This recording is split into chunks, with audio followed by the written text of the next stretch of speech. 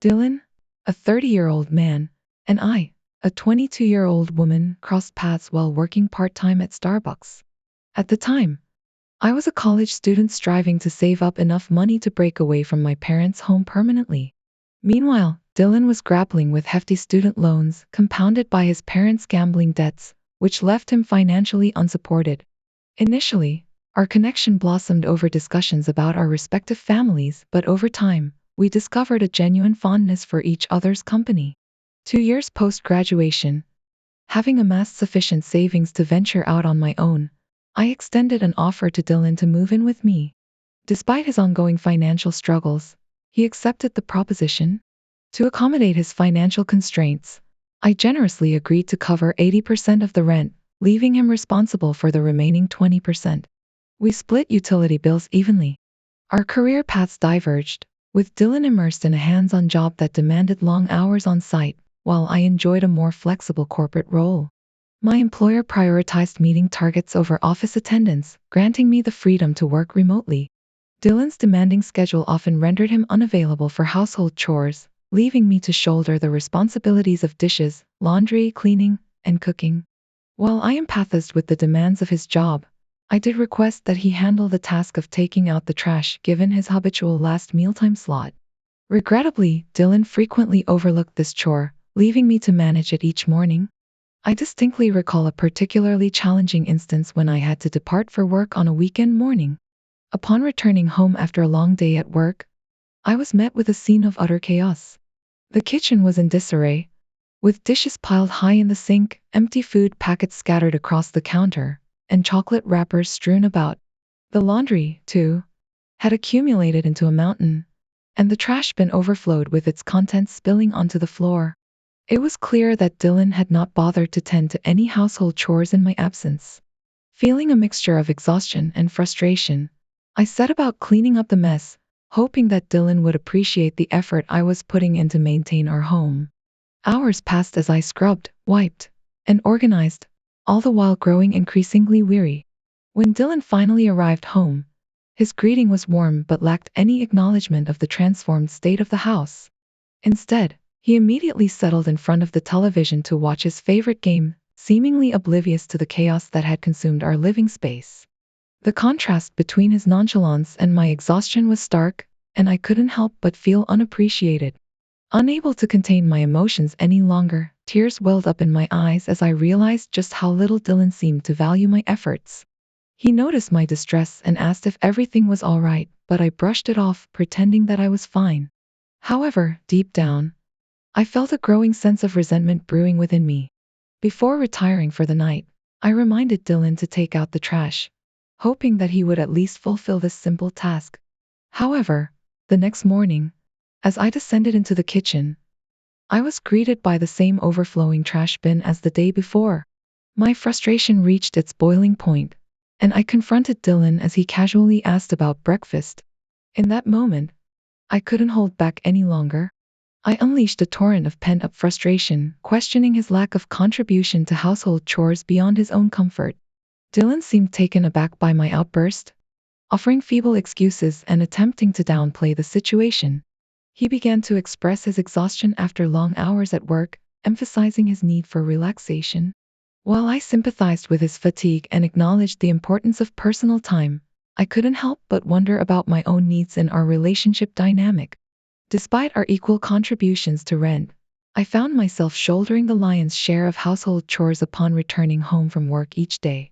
In those moments, as I prepared meals, cleaned the house, did our laundry, and even ironed his shirts for the week, I couldn't shake the feeling of inequality. The only task I asked of him was to handle the trash, a small request in comparison to the myriad of responsibilities I took on without complaint. Yet, when confronted, Dylan countered my grievances with claims of his challenging job and the expectations he believed came with my role as his partner. His words stung, particularly when he attempted to justify my domestic duties by comparing our relationship to that of his parents. It was then that I realized I had allowed myself to be taken advantage of, despite the fact that we weren't even married. With a newfound sense of determination, I confronted Dylan, refusing to continue being his primary caretaker. I asserted our equality, insisting that he take responsibility for his own chores, including cooking, laundry, and trash disposal. His reaction was a mix of surprise and disbelief, as if the idea of sharing household responsibilities equally had never occurred to him. But I remained steadfast, demanding that he either contribute equally to our living arrangements or consider finding alternative accommodations. Though he attempted to argue, I stood firm, unwilling to back down from my newfound resolve. It was a pivotal moment in our relationship, one where I asserted my worth and refused to settle for anything less than mutual respect and equality. From that point on, I made a conscious decision to prioritize my own well-being and set boundaries that honored my needs and contributions. I opted for takeout meals to sidestep the need to venture into the kitchen, where chaos reigned supreme. Despite Dylan's persistent attempts to engage me in conversation, urging me to fulfill my role as a supportive partner, I remained resolute in my refusal to bend to his demands. When the time came to settle the rent, I dutifully paid my half directly to our landlord, making it clear that Dylan was responsible for the remaining portion. Upon his return, Dylan launched into a tirade, disputing the arrangement and clamoring for a greater share of the financial burden, reminiscent of past instances where he had leaned heavily on my contributions. However, I stood firm, refusing to revert to the unequal dynamics of our past. Throughout this ordeal, Dylan never once offered an apology or showed any remorse for his actions, failing to acknowledge the effort I invested in maintaining our home. It was disheartening that he failed to recognize the validity of my perspective. In hindsight, I regret not seeing through his facade earlier. As expected, tensions continued to escalate in the following months, with Dylan shifting blame onto me for every issue and attempting to manipulate me into reverting to my former role. Upon achieving a notable milestone in my career, a hard-earned promotion at work, little did I anticipate that it would catalyze the unraveling of my relationship with Dylan. The catalyst, it seems, was our mutual friend, a coworker who unwittingly disclosed the news to Dylan. That particular evening turned out to be the crucible for the most heated argument we had ever endured. Inebriated and brimming with a mixture of alcohol-fueled bravado and pent-up emotions, Dylan stormed into our home, disturbing the tranquility of the night with his urgent demands for a conversation. Despite the hangover he nursed from a raucous celebration with my friends, he was adamant about addressing something he deemed of paramount importance. Groggy and vexed by the disruption to my sleep, I reluctantly acquiesced, sitting up in bed as a gesture of begrudging compliance. With a puzzled expression, I queried the urgency behind his midnight summons, expecting some trivial matter blown out of proportion. However, Dylan's demeanor betrayed the gravity of his intentions as he began to unburden himself in a slurred confession. It was then that he divulged, in a manner clouded by alcohol-induced haze, the emergence of feelings for someone within our professional sphere. Familiar with the object of his newfound affection, having met her at a prior office function, I listened impassively as he extolled the virtues of Bella, a 19-year-old scion of wealth compelled by her father to gain practical experience in the workforce. As Dylan waxed poetic about Bella's purported embodiment of femininity juxtaposed against an unspoken implication of my own shortcomings, I found myself oddly detached from the emotional turmoil one might expect to accompany such revelations. Perhaps it was a coping mechanism born out of resignation, a tacit acceptance of the inevitable fate that had befallen our relationship. Despite Dylan's earnest attempts to articulate the depth of his feelings, I interjected, cutting short his rambling discourse. It was a preemptive measure, a refusal to engage further in a discussion that served only to underscore the irreconcilable differences that now defined our relationship. I conveyed to Dylan that his involvement with another woman didn't faze me, and I genuinely wished him well. Suggesting an amicable breakup, I proposed that he swiftly vacate our shared residence. Dylan's reaction was one of confusion, his expression marked by a furrowed brow as he questioned if my demeanor stemmed from jealousy toward his new romantic interest. With a reassuring smile, I assured him of my contentment with his newfound companionship, expressing relief that his happiness would absolve any lingering guilt I might have about ending our relationship. However, Dylan's countenance darkened as he perceived my confidence as a consequence of my recent job promotion. Swiftly dispelling this notion, I clarified that my career advancement held no bearing on our relationship status. Rather, My realization over recent months had illuminated the incompatibility between us, transforming our connection into more of a platonic coexistence than a romantic partnership. Anticipating relief from Dylan at this admission, I was met instead with a torrent of anger. He berated what he deemed as the modern woman archetype I embodied, deriding career-driven females in favor of those prioritizing marriage and family, exemplified by Bella, his newfound love interest. Despite his tirade, I maintained my composure, asserting that each woman's aspirations differ, shaped by individual backgrounds and desires. While Bella may prioritize domesticity, my own fulfillment stemmed from professional pursuits. In essence, I communicated to Dylan that if he sought a partner aligned with Bella's ideals, he was free to pursue that path. I conveyed to Dylan that our disagreement was fruitless and suggested he find alternative accommodations as soon as possible. His reaction was a mixture of surprise and skepticism, prompting him to inquire about my sudden ability to afford the rent alone. With a composed demeanor, I clarified that a recent increase in my salary had rendered me capable of covering the entire rent without the need for roommates. His response was immediate and volatile, accusing me of ostentation and drawing unfavorable comparisons between my financial status and Bella's, who apparently enjoyed greater wealth and the luxury of a home provided by her father. In his impassioned outburst, he advocated for traditional gender roles, suggesting that men preferred subservient housewives over financially independent partners. Frustrated by the argument, I firmly set a deadline for him to vacate the premises by the end of the month. Despite his continued grumbling, I retired to bed, unwilling to engage further. Thankfully, over the following week, Dylan began the process of packing his belongings, indicating his impending departure. As the days passed, I found myself looking forward to the prospect of having the place to myself. However, on his final night, my return home revealed an unexpected sight: Dylan and Bella lounging on our couch. I was taken aback by Dylan's audacity in bringing another woman into our shared space without my consent, especially considering he was aware of my imminent return. Though frustration simmered within me, I refrained from directing it at Bella, recognizing her as an unwitting participant in the situation. I cordially greeted her, hoping for a warm exchange, but instead, she met me with a disdainful glance, ignoring my presence altogether. Opting not to dwell on her attitude, I excused myself to freshen up. Later, as I busied myself in the kitchen preparing pasta, Bella approached for a glass of water. Her lingering stare made me uneasy, prompting me to inquire if she needed anything. Yet, her response mirrored the same contempt she had shown earlier. Deciding to overlook her behavior, I focused on my cooking, anticipating a quiet meal in my room. However, as I finished dinner and made my way downstairs, I inadvertently overheard Dylan and Bella engaged in conversation. Their words struck like a dagger to my heart. Bella praised Dylan's upgrade from someone like me, while Dylan, with an unsettling chuckle, confessed to exploiting my kindness. He revealed how he had manipulated me financially since our college days, leveraging my contributions to cover more than his fair share of expenses. The revelation left me reeling. While I had sensed Dylan's dependence on me, the extent of his deceit was staggering. As Bella and Dylan continued their discussion, deriding our relationship, I struggled to contain my emotions. Refusing to let them witness my devastation, I retreated upstairs, seeking solace in solitude.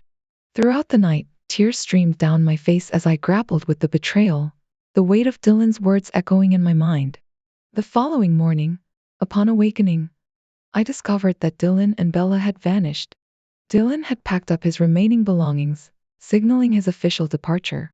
As I roamed through the now empty house, a sense of liberation washed over me. It's hard to put into words the profound relief I experienced knowing that he was no longer a part of my life. Overwhelmed with emotion, I shed tears of joy and danced around the house, reveling in my newfound freedom. With Dylan gone, I set out to cleanse the space of any lingering traces of his presence. I scrubbed and polished every corner, determined to erase any reminder of him. In the weeks that followed, I relished the solitude of living independently. However, my contentment was disrupted 2 months later when a mutual friend dropped a bombshell at work: Dylan was tying the knot with Bella. The news caught me off guard, seeming to come out of nowhere. Our friends shared their engagement photos, depicting a seemingly blissful couple. While a twinge of sadness crept over me, reflecting on how Dylan had exploited my trust over the years, I also realized that I had outgrown him. Seeing him happy with someone else affirmed that our paths were meant to diverge. That same evening, upon returning home and checking my mailbox, I found an unexpected wedding invitation. My initial shock turned to disbelief as I saw that it was from Dylan and Bella. Opening the card, I noticed Dylan's handwritten note in the corner. His words cut deep. "I want you to attend my wedding so you can see the grand life." As I pondered Dylan's wedding invitation, it gradually dawned on me that he had extended it solely to flaunt his affluent lifestyle and new romantic partner, Bella. Taking a deep breath, I struggled to comprehend his motive behind including me in the guest list, considering my years of devoted care and support for him. Yet, beneath the surface, years of simmering resentment surged forth, compelling me to retaliate in kind. With a cunning plan brewing in my mind, I accepted the invitation, adding it to signify my intention to bring a guest. Opening my laptop, I delved into Bella's online presence, meticulously scouring through her social media accounts. After some persistence, I struck gold, discovering evidence of her recent breakup with Jake, her longtime boyfriend since high school. Seizing the opportunity, I initiated contact with Jake under the guise of my own identity, detailing my scheme to invite him as my companion to Dylan and Bella's wedding. To my surprise, Jake responded, and our conversation quickly evolved. I divulged the true purpose behind my outreach, prompting Jake to share his own revelations over the ensuing weeks. As Jake recounted Bella's history of infidelity, including her affair with Dylan during their relationship, I was blindsided by the depth of her deceit. According to Jake, Bella had a penchant for older men, which explained her swift transition to Dylan while still involved with him. Despite the acrimony of their breakup, Jake's lingering feelings for Bella were palpable, underscoring the complexity of their past relationship. I confided in Jake about my tumultuous history with Dylan, recounting every detail of how he had exploited me over the years. Pouring out my heart, I described the pain of being ridiculed by Dylan and Bella. Jake was visibly taken aback by the revelations, appalled at Dylan's behavior toward me. After hearing my story, Jake finally agreed to accompany me to the wedding. The prospect of seeing the shock on my ex's and Bella's faces when they spotted me with Jake filled me with excitement. On the day of the wedding, as anticipated, Dylan's eyes widened in astonishment at the sight of me entering with Jake, who was unmistakably Bella's ex. Ignoring Dylan's reaction, we made our way to our seats. Approaching me, Dylan whispered angrily, demanding to know why I had brought Bella's ex to the wedding. I simply smiled in response, knowing he couldn't create a scene in front of everyone. He begrudgingly retreated, shooting me furious glares from afar.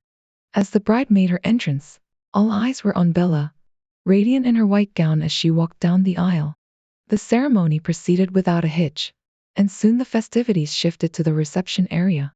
Bella, having changed into a different dress, entered the room without noticing Jake and me at first. However, her demeanor shifted abruptly when she caught sight of Jake seated beside me. Frozen in place, Bella's gaze darted between Jake and me, her confusion palpable. She stuttered as she addressed Jake, questioning his presence beside me. I maintained my composure, explaining that I had invited him as a guest to show support for her marriage. Bella's anger flared, her face flushing crimson as she absurdly asked Jake if we were now dating. Jake remained silent, recognizing the ludicrousness of the question, while Bella's fury continued to mount. Jake approached Bella with a request for a private conversation, expressing his desire to avoid a public altercation. Bella, acknowledging his plea with a solemn nod and casting a disdainful glance in my direction, followed him out of the room. Meanwhile, Dylan, visibly concerned yet restrained by the circumstances, remained seated, unable to interject. As the festivities continued, the conspicuous absence of the bride began to raise eyebrows among the guests. Bella's father, growing increasingly apprehensive, dispatched a bridesmaid to check on her. Minutes later, the bridesmaid returned, clutching a note in her hand. Her announcement brought the revelry to an abrupt halt, as she disclosed to everyone present that Bella had eloped with her ex-boyfriend, sending shockwaves through the room. In the note, Bella confessed her remorse over marrying Dylan, citing lingering feelings for Jake as the impetus for her sudden departure. The revelation left Dylan visibly crestfallen and exposed, his pride shattered in front of his guests. While my initial intention in inviting Jake as my guest was to provoke Dylan, I never anticipated the seismic impact of this decision. Witnessing Dylan's humiliation, I found myself grappling with a tumult of emotions, guilt mingled with a sense of vindication. Despite my role in precipitating the chaos, I couldn't help but feel a measure of satisfaction at seeing Dylan's attempt to undermine me spectacularly backfire, transforming his wedding celebration into a tableau of his own undoing. In the aftermath, as I reflect on the events of that fateful day, I find myself torn between conflicting sentiments. Was I wrong to orchestrate a disruption at my ex's wedding by bringing Jake as my plus one? I've been met with a myriad of responses since sharing my story, a virtual roller coaster of opinions ranging from firm agreement to reservations about the extent of my actions. Allow me to clarify, my objective was never to disrupt my ex's wedding festivities, nor did I conspire with Jake to orchestrate such a scheme. As for Bella's sudden change of heart regarding her nuptials, I remain in the dark about the private exchange between her and Jake that precipitated this swift turn of events. My motive was simply to assert myself in response to my ex's apparent attempt to parade his union with a well-to-do partner like Bella. I must emphasize that I played no role in Bella's decision to call off the wedding. Rest assured, I've reached out to Jake for further insights, and I eagerly await his response to shed more light on the matter. In an intriguing turn of events, Jake reached out to me yesterday with an extensive text expressing profound gratitude for my invitation to the wedding. He divulged that he and Bella embarked on the honeymoon originally intended with Dylan and engaged in candid discussions with her concerned parents. Jake has expressed a desire to meet in person soon to discuss matters further. Meanwhile, Dylan's response to the situation has been less than cordial. He's bombarded me with relentless calls and vitriolic messages, laying blame squarely on my shoulders for the dissolution of his marriage. Despite his efforts to engage, I've opted for silence, steadfast in my conviction that I bear no responsibility for Bella and Jake's choice to pursue happiness together. Today, in a surprise visit, Dylan appeared at my doorstep, evidently aware of my weekend whereabouts. I stood my ground, resolute in my decision not to grant him entry. Outside my door, Dylan's voice reverberated with insistence, his demand to speak with me echoing in the hallway. Despite his persistence, I held firm, unwilling to entertain his pleas.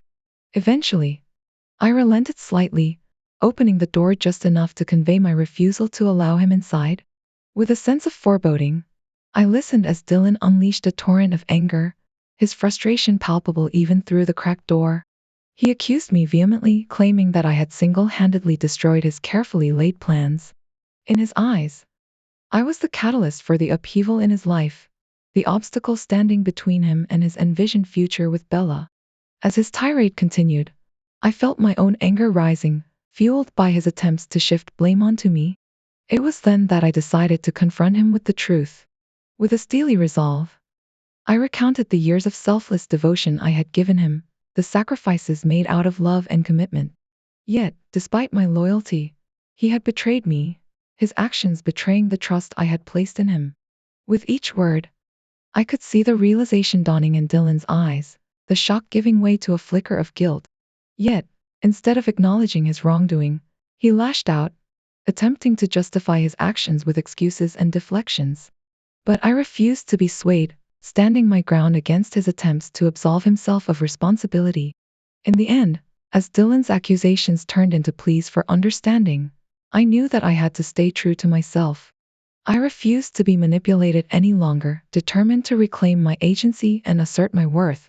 And so, as Dylan finally retreated, defeated and disillusioned, I closed the door behind him, feeling a sense of empowerment wash over me. Defiantly, I whipped out my phone, fingers dialing 911 with a steely resolve, right before his eyes.